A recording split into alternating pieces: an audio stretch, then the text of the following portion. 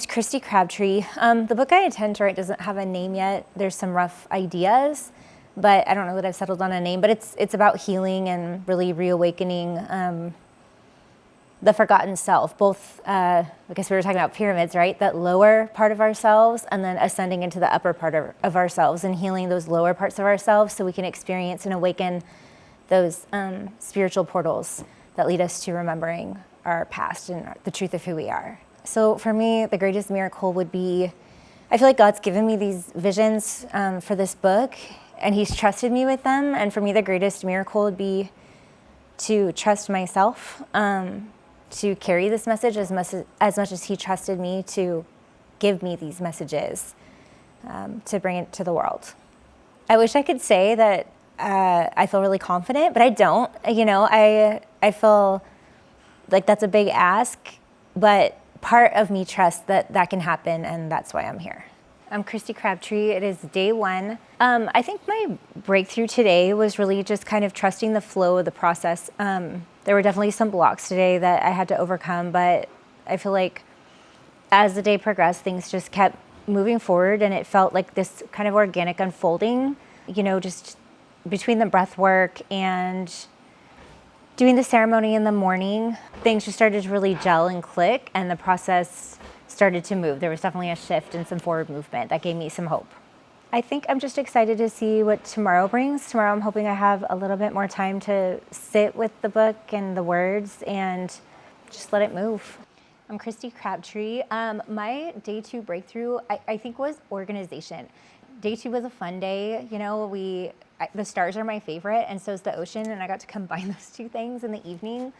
And there was something really refreshing. It kind of felt like it organized and cleared my mind, starbathing, and I felt like I got a really solid outline. And then for day three, having the organization of the outline, I got into this flow state like I've never experienced. I have ADD pretty bad, and a lot of times my mind wants to go everywhere.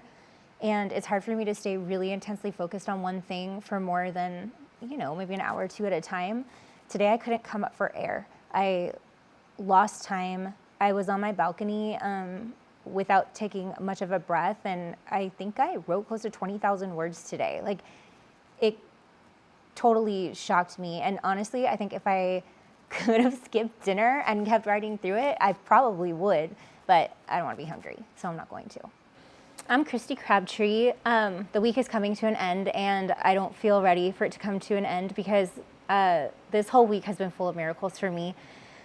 I came with my book in mind. I had a vision for it. I have started it, but I didn't really feel like it had much of a flow. It didn't feel cohesive to me.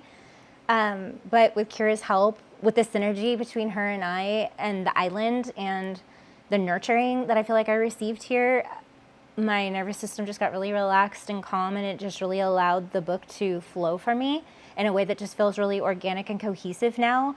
And I wrote so much of it. I would say I probably wrote 2/3 of the book. So I have some work to do when I get home, which is why I'm not wanting this trip to end. But the vision is there now, and so I feel like the rest of it's just gonna flow. I feel so excited about my book. It feels authentic, which is what I really wanted. And the message feels timely, and I'm just excited to get it out to the world.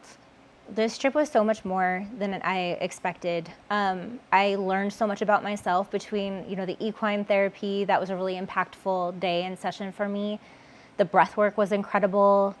I got to experience it with my husband. So, you know, I feel like it deepened our connection, and just having these experiences of just kind of shared vulnerability together. The food was phenomenal. And I just felt so nurtured throughout the entire process. It was incredible. If you're on the fence about choosing this experience or not, I would say choose you, because you come out on the other side of this experience really firmly knowing who you are and what you have to give.